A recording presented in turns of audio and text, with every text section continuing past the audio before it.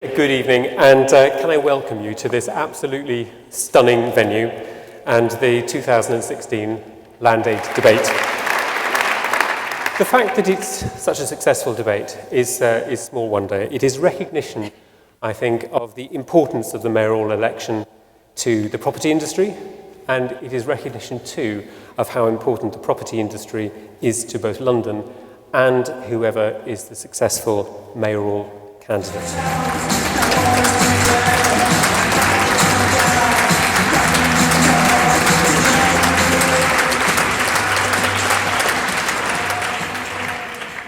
Good evening, ladies and gentlemen. If elected London's mayor, how will you address London's housing and homelessness crises? We need a real emphasis on the type of housing that we're building, not just the quantity. So we do strongly sign up to the 50,000 homes per year, which is absolutely needed, but at least half of those need to be genuinely affordable.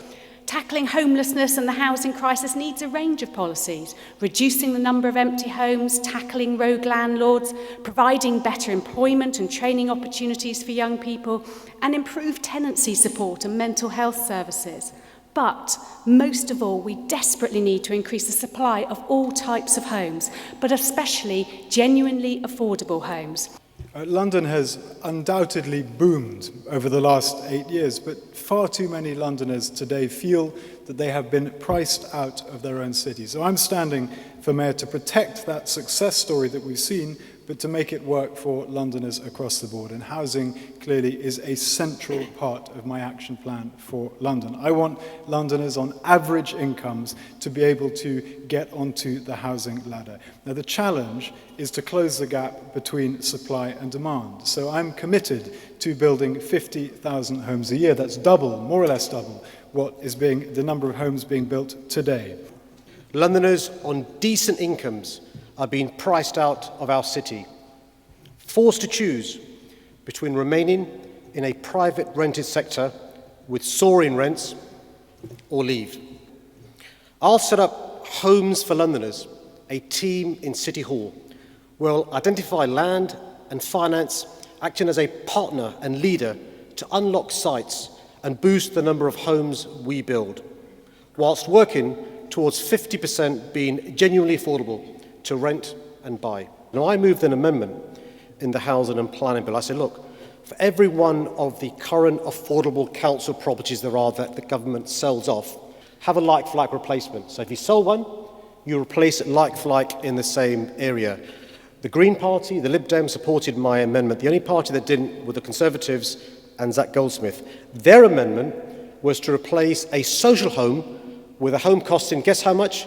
£450,000. It doesn't address the issue that you're talking about. Well, let me ask the question. Let's come back on that, and then I'll throw the question. Then I'll answer the question. I've got to deal with one point very quickly. I've never described £450,000 as an affordable home. That is the opposite, in fact, of what I have always said. But the fact is that Boris produced more homes in his 8 years than Ken Livingstone did before, even though Ken Livingstone had exactly the same fantasy housing targets that Sadiq Khan has. Is foreign investment in the London housing market a problem?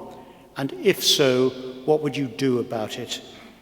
It is an issue because it's distorting the London housing market. We need to make sure that overseas investors are being taxed far more if they are choosing to invest here. And it doesn't matter whether they're overseas investors or British investors. There's too much emphasis at the moment on investment properties and not enough on providing genuinely affordable homes for London. We need transparency in relation to buying homes in London. But also, the Mayor had a voluntary agreement with developers in 2014, a concordant, saying, we want you to market properties in London before you market properties overseas. One of the estate agents who signed the agreement last year marketed 7,000 properties in the Middle East and Asia before available to Londoners. Another one had 50 cocktail parties in the Mandarin in Hong Kong and Singapore. We need to build homes that are genuinely affordable for Londoners. Would you stop that? Would you actually say that that's the kind of marketing that maybe many people in this room ought to stop doing? I would. If we are serious about solving the housing crisis, then it doesn't help to have very large developments built and then bought by overseas investors and left empty. It causes a massive resentment, and it doesn't contribute to solving the problem. So I have said, and I've committed to ensuring that new homes built on publicly owned land, which will be a very significant chunk of new homes built, are for Londoners. Now, at the moment, that is a commitment that the Mayor can make in relation to GLA land and TfL land. It is not yet a commitment that the Mayor can make in relation to land owned by the broader public sector, but that is a negotiation that needs to happen with government, a negotiation that I have begun, and I have every belief that it'll happen. What pension funds and the institutional investors want is they want a long-term investment, they want very low risk, and they want medium return investment. What we need in London is more homes, and whether that's homes to buy or homes that people can affordably rent, professional, proper, good quality homes, then I think we have a solution there which works for absolutely everyone. What I would not want to do is turn the taps off on international investment, because I think that's one of the things that has helped London become what it is. What is the panel's view on height restrictions? I'm quite happy for there to be some high-quality skyscrapers around London, but I want to make sure... Where would you put those skyscrapers? Where would you put them? Yeah, I'll come on to that. The planning policy is strengthened to make sure that we restrict the location of those skyscrapers and make sure, crucially, we improve their design. I don't want to see more things like the walkie-talkie and the cheese grater, which quite frankly are a blight on London's skyline. What I would do is well, there we go. We got some audience participation there, so that's very good.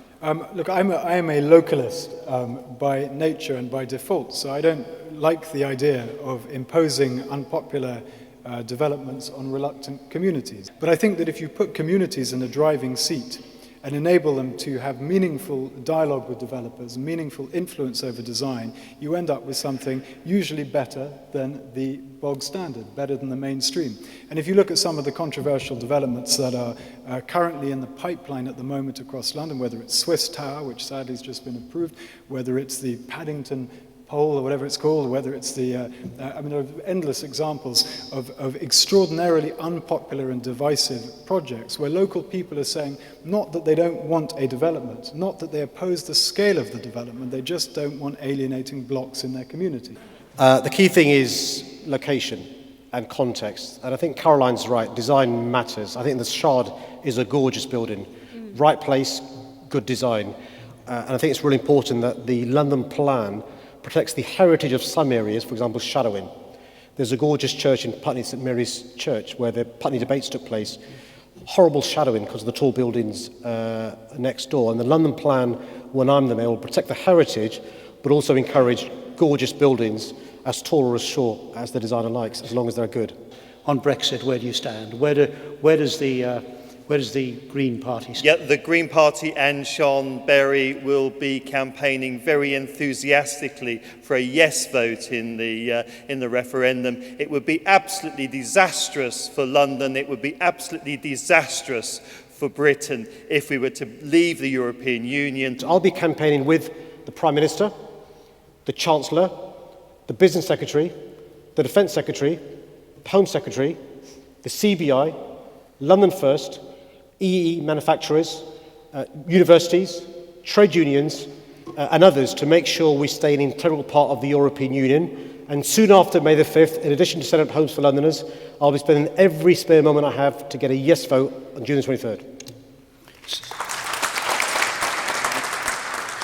Zach, that's quite a lineup you've got against you. Business does not speak with one voice any more than my party does, any more than I suspect this audience does. But very many of the same people who predict economic calamity as a consequence of coming out of Europe are the same people who said that we'd shrivel up and cease to exist as an important city if we didn't join the euro. They could not have been more wrong. And the mayor's job, the next mayor's job, will be to take whatever decision is made by the British people and make that decision work for London. We are a big global city in one of the biggest economies in the world, the fifth, soon to be the fourth biggest. We will flourish, whether we stay in Europe or whether we come out of Europe. It absolutely is nonsensical that the idea we could have a mayor of London, the greatest city in the world, who is anti-European, is anti the EU. I think it's absolutely impossible. I think we are safer and more secure together, and I will be fighting running through the election and beyond to make sure that we stay in the European Union. It's good for London, it's good for Britain.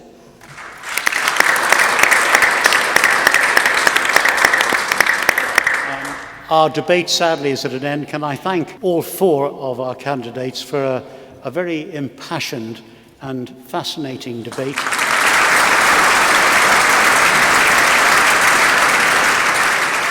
I think it was a great debate, wasn't it? To hear at first hand everybody's views, some consistency. They agreed in one thing, and that is 50,000 homes a year is the absolute minimum. I think they probably disagreed on just about everything else, which was the process of doing it. So I would say it was neck and neck in the end between Sadiq Khan and Zach Goldsmith. Difficult, wasn't it? Difficult. I mean, a little bit of edgy, Labour against Tory.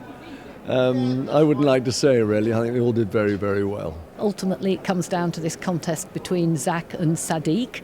I have to say, on most things, I found them relatively close. Still felt at the end of the day, I didn't have the silver bullet. How is one of them actually really going to deal with the housing crisis in London? I thought it was a great evening, actually. It was a very spirited debate. All the candidates spoke very well, and it's great to hear that housing is regarded as one of the main issues of this mayoral election, and that there is a housing crisis, and that there are interesting plans to deal with it.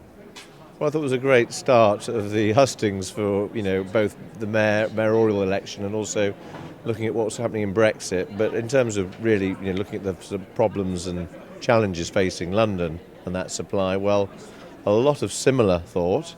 Probably the difference being, how do you fund it? And I think that was the biggest difference that was coming out, as to how much intervention is provided from the public sector into the private sector. One of the things that was most interesting was the unanimity amongst the political candidates for London Mayor around their desire to see an end to youth homelessness. What I think the property industry and LandAid will be doing is looking to hold whoever becomes London Mayor to account for that, to end youth homelessness in London and beyond.